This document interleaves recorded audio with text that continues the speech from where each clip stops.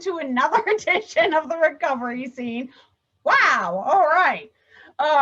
Tonight we have Jessica Mosley, and I'm really excited because most of the time, y'all, when I have a guest on, it's somebody that, not to take away from any of my other guests, but it's somebody who I have met on TikTok or, met on a social media app. I have known Jessica for 10 or well, I think 11 years now. So I have seen her recovery journey firsthand.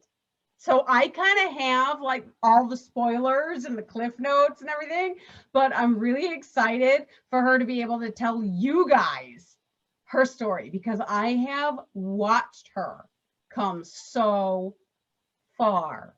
And it is mind-bending and mind-blowing, just the awesomeness that this woman exudes. Because, I mean, she's a queen. She's an all-out friggin' queen. She's beat addiction. She has a relationship with her children. You know what? Spoilers. I am just going to let you know that where we're starting is Jessica's addiction started when she was around 19 and her stepdad had surgery and she found his pills. But Jessica, I am going to let you take over. First, I'm going to say, make sure you like and subscribe if you like what you're hearing. And if you really like what you're hearing, feel free to share it with others. Jessica, I am so excited that you are on my podcast and YouTube channel. And I mean, just to have all these years watch you basically grow up and grow into, not just grow up, but grow into the woman and the mother that you are, has been an absolute blessing. And I'm just really excited for you to share that with other people. I never thought I'd be where I'm at though. Like that, it took a lot of hard work. Yes. And a whole lot of praying. Yes. I'm so glad you said it took a whole lot of hard work because a lot of us want to take a pill. How funny is that? We're addicts and we want to take a pill and just be okay. Yep. And it doesn't work like that. So tell us your story. Where does it start? So I was 19. They were just out. I had my first daughter. I didn't know what I was doing. So I decided to take a few. And then I just couldn't stop. This is your pills that you're talking about. Your stepdad pills. Yeah. They were called Tylox. At the time they were the most kind of like an Oxycontin is today. Okay. So they took them off the shelf. Not long after that, I met Turtle, Aaron Stevenson, and we went downhill from there. It went from the pills to weed to everything, coke, methamphetamine, drinking. I ended up being probably about 8 months pregnant when I got clean that time, just so they wouldn't take my daughter, my second daughter. Now, was she born addicted? Huh? Was she born addicted? She was not, but she did have problems. She was born 6 pounds 1 ounce. She dropped 1 pound. She had breathing problems. Now she has asthma. She has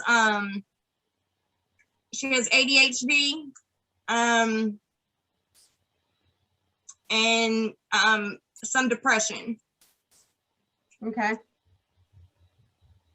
So was your relationship with Aaron, like a lot of us will get into relationships where it's not just our boyfriend, but it's also our supply. Was that kind of what was going on with you? Yeah. That's exactly what that was. I knew he had it. He knew where to get it. So that's basically how that worked out. And right. For 10 years, that was a toxic relationship to us both. There was no, at one point there was love when the drugs were involved, but other than that, it was just toxic.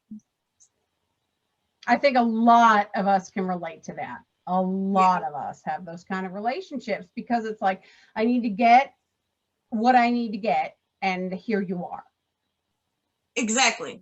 You know, and I don't want to get out of this relationship because if I get out of this relationship, I can't get what I need. Exactly. Right. So I have to deal with you to get what I want, and I have to be nice so I get what I want. Right. So tell us some of the things now. Okay. The first thing that happened was you started taking your stepdad's pills. Yeah. Now, what became the addiction, like the drug of choice addiction? Methamphetamine. And how did that affect your life? In the beginning, I thought I was standing on top of the world. I had a job. I had money in a safe. I had my drugs. Not only did I have my drug of choice, but I also had weed. I could provide for my 2 kids. I was okay. I thought I was great until I lost everything. Little by little, I lost the job. I lost my place to live. I lost my kids. Yeah, I lost everything. Right. Now walk us through when you started meth. Mm-hmm. Walk us through what happened. How did you lose your kids? How did that work? I was working. My mom had told me to we'd gotten into an argument, and I'd left, and I'd taken my youngest daughter with me. And went back to Aaron's house. And we were still doing our drugs and everything else. And one night, the police had showed up, and Aaron ran with the baby. He took off with her and stayed gone for a minute. Like, they were calling him. They had me in the back of a cop car telling me that they were going to take me to jail, which, you know, they probably could have, but running through my head at the time, what were they going to charge me with? The only thing I told them is that my daughter was with her father, which wasn't a lie. I had no idea where he was, which was not a lie. So what were they going to charge me with? Right. So that's how a case started for Letty and Zoe. And when the moment the case started, I went deeper into the methamphetamine. I felt like I had nothing left to lose. I had already lost it. See, there was no point. That's a big theme with mothers that I've noticed. I mean, I've interviewed quite a few mothers, and let me make this very, very clear, because there are always those people that are going to come at you, and you know, they're going to make the comments about how could you choose drugs over your kids, et cetera, et cetera. In 2021, if we haven't learned that addiction is not a choice, I don't know what to do for you people. Okay. The science shows that the brain changes chemically, and no mother. Now, let me preface, there are children of addicts who have been abused, neglected, etc.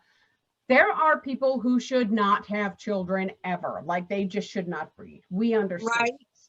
But no mother who is a quote unquote normal mother is ever going to not want her children.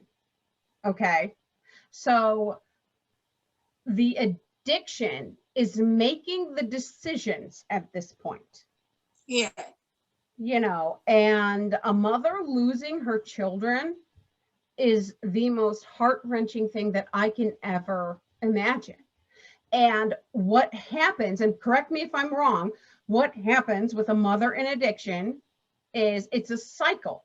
Okay. Yeah. My life sucks. I've lost my children.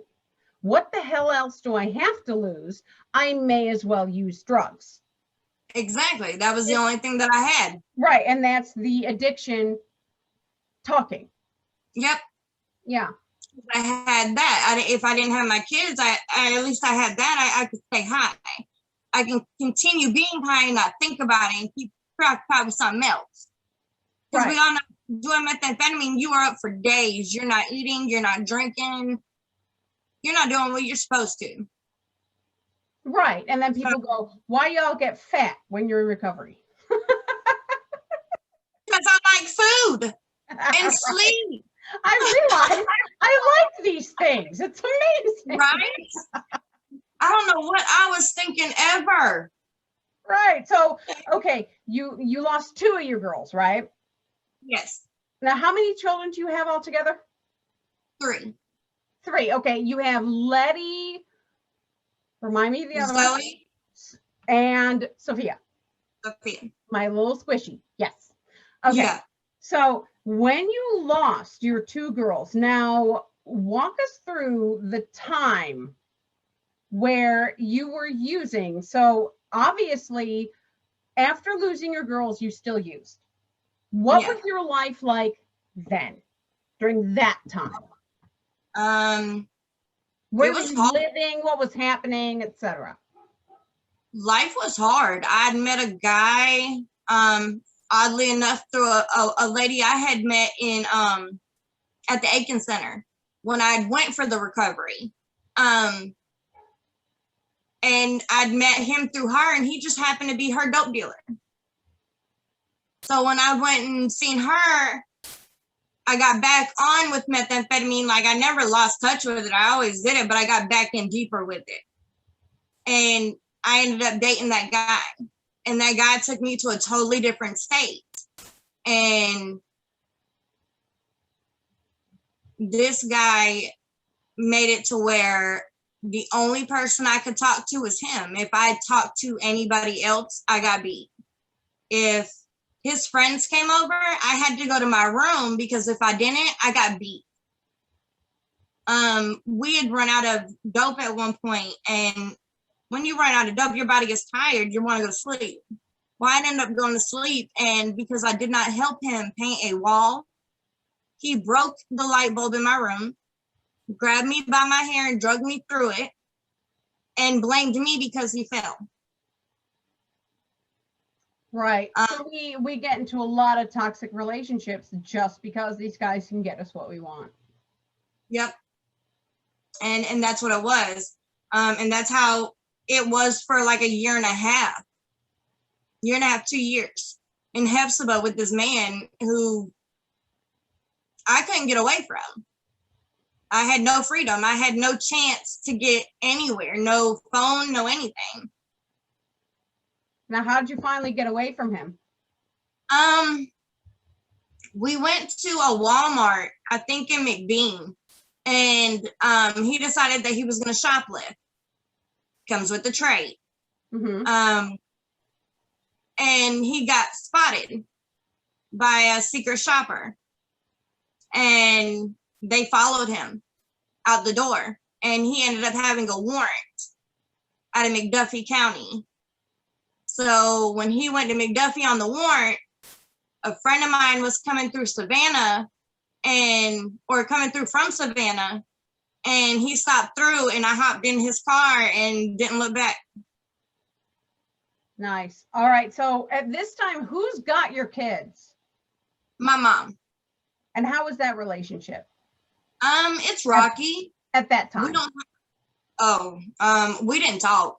We didn't talk at all. There was no conversations. There was, don't call my house again. You can't come see the kids. There was a whole bunch of stuff. There was no relationship. She was the brick wall standing between me and my kids. And at that point, I'm still using. So I'm thinking, how can I take this brick wall out? Right. Because it was standing in between me and mine. Right. Now, looking back, do you think she was doing what was right? Oh, yeah. I'd have done it too. Even I say that. And now I would, if it was somebody else's child and I seen it, definitely I would take your kid. Right. Right. Okay, so you got away from him. So now Mhm. what's your using life like? It got a little bit difficult because I'm back in Aiken County and I'm not sure where to get anything. I haven't been in Aiken in 2 years. Mhm. So I'm not sure where to get anything. So the guy I'm riding with and he uses, so I asked him if he knows anybody in Aiken, and I end up in Windsor with a whole bunch of people that do dope. So immediately, like it's like you got out of one toxic relationship and got right into another. Another. And it just kept going just like that. So how were you still using? Did you get right back into meth? Yep. All right. So Oh how yeah, many years now? How long were you doing that? I mean, I from the time you left, the abusive relationship to the time you get into this relationship after that. there was no stopping. It was straight using. How many years went by? Um, Not me. Let's see. The friend that picked me up, I didn't date him. I got back into a relationship with Aaron immediately. As soon as he got back out of jail, I think we were back into a relationship. All right. And then how many years were you using? I mean, I assume you used meth right up until recovery. Oh yeah. So how many years was that? Altogether, that was 4 years. And how old were your little ones then? Like at the My end of that 4 years? my oldest was 8. My middle was 4. Okay. Okay. And then what started to change? Well, let's ask this. Did you yourself ever go to jail? Ever get arrested? No. You were like me. I Yeah. never somehow. Yeah. Right? Yeah. Like, I've been put in the handcuffs. I've been talk crap too. I ran my mouth back to the cop. Like, yeah, okay. Like, you're going to go to jail. And I'm like, for what? He's like, all these annexes. I said, you might want to test those. They just happen to be a leave. They just happen to be in cellophane. I didn't want to carry the whole big bottle with me. So I just poured them in the cellophane. Basically, you knew how to run your mouth. Exactly. And I was doing dope enough that I could just slide the handcuffs right off my hand. So I just continued to run my mouth as I played with the handcuffs. Gotcha. Okay, so it's about 4 years, and then what started to change? Well, I had nowhere to go. So I contacted Justin Stevenson, who is Aaron's brother, and he was staying with Stephanie Gowdy. And I remember the first night that I had stayed at her house, I walked there from the N-Mart on 78 and didn't have anywhere to go, but Justin was like, come here. And I slept in the back of her Kia, in the back seat, all night. Like, did not go inside until the morning. I had to sleep in the Kia with a pillow. And what happened the next day?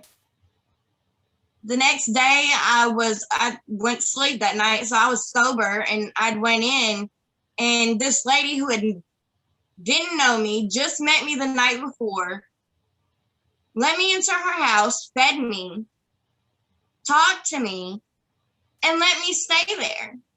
Didn't know me from Adam, knew I was an addict, and let me stay there. And I was like, okay, this is weird, but okay. But I wasn't used to it. Something was off. So I went right back to Windsor where the dope was. Right. So then I hid out for like a week. She came and looked for me. That was like one of the first times that she has come look for me. And I wasn't doing good. Panic attacks season wasn't doing good at all. And she cornered me in a bathroom and was like, you can come with me or you cannot. So she gave me the option. And it was at that point that I was just like, enough is enough. And my mama didn't care to help me. I felt like it was just me against an addiction. So when she was caring enough to come look for me and stand in my face and go, you come with me or you can stay here. Right. And you know, a lot of people aren't going to know, but in Aiken, Miss Stephanie is kind of an angel, the angel of addicts, I guess we could say. And she has helped a few people. You know, I mean, whether they were successful or not is on them. You know, we won't go into any of that, but you know, she has opened her home, like you said, to people that, you know, to young people that she doesn't know. But what she does know is you're an addict, Yeah. and you're in need of help. You need a meal, and you need somewhere to stay. Yep. You know, and for some people like Jessica, that has literally saved their lives. Yes.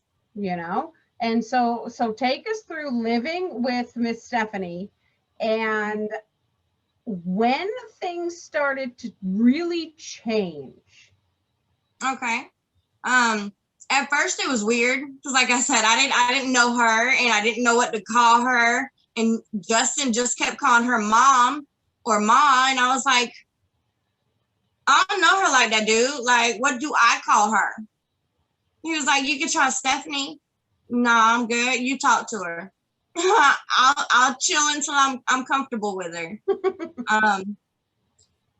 But I started warming up to her. Like, she started, you know, asking questions, and the deeper she got into questions, I would disappear for a little while, and then I'd come back when I needed somewhere to sleep and get something to eat. And when she caught on to that, she was like, you can stay because we're not going to do this. And I'd done it like a couple more times. Not gonna lie, like there was a couple more times where I just dipped out. But she would always come look for me. She knew that there was something different. She knew that there was something in me that I didn't see myself. So you could see the person that you were meant to be. Exactly, and I didn't see that. So, like I said, it was difficult, but I got used to it. I warmed up to her. She became my mom. She became my therapist, my doctor, my protector, my jailer, my warden. She became my everything. From where I was put in a spot to where I couldn't defend myself and I was scared to defend myself, she defended me for me. And so that we grew a bond, and now I call her mom. That's my mom. I introduce her to somebody, this is my mom. Or if they've already met my mother, this is my godmom. That's just how close we are, because she was enough to care for me when I thought I had nobody else and I didn't care about myself. Right. When did your life start changing? Probably about 6 months into recovery, I found out I was pregnant with Squishy. So I think that's when it really changed. I was like, all right, I get a second chance at this mom thing. I get a second chance at this new stay sober thing. Let's try this out. Let's see where it goes. And from there out, this is where I've been. I didn't go. There's been a couple of times where I've gone back and the thought's always going to be there. But I had to push through. I got a baby. She looks up to me. I have a relationship with my 2 older kids that I didn't have before. That's just too much to lose. Right. I gained so much from being sober that going backwards, I'm just going to lose everything again. And that's too much to feel. I ain't got the strength for all that. Right. So where is your life now? What's it like? I am married with a full-time 4-year-old little girl. We have our own house. He works full time. I babysit. So basically, I'm boring now, I guess you would say. And it's awesome. The mom life is my life. This is what it's become. Isn't that great? Like, boring is so awesome. People have no idea. Right? I was telling somebody, I was like, me and Tommy went to bed at like 9 o'clock the other night. I felt like such an old person, but I felt great the next day.